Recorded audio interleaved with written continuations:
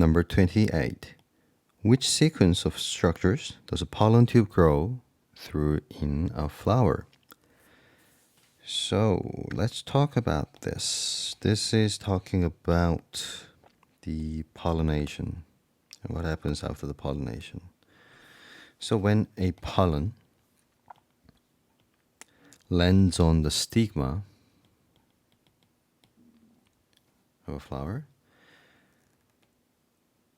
it produces a structure called a pollen tube.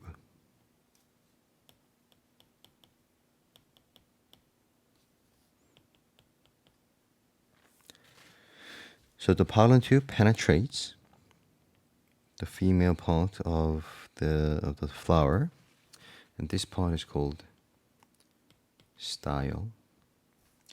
And this is the ovary, which has ovule, and there are eggs.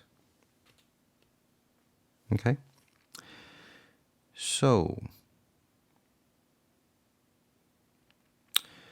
looks like C is the correct answer. So you can see the pollen tube penetrates the style, but before the style, the pollen has to land on stigma. So stigma is the first one, and then goes to the style, and then goes into the ovary to reach the ovule. Okay.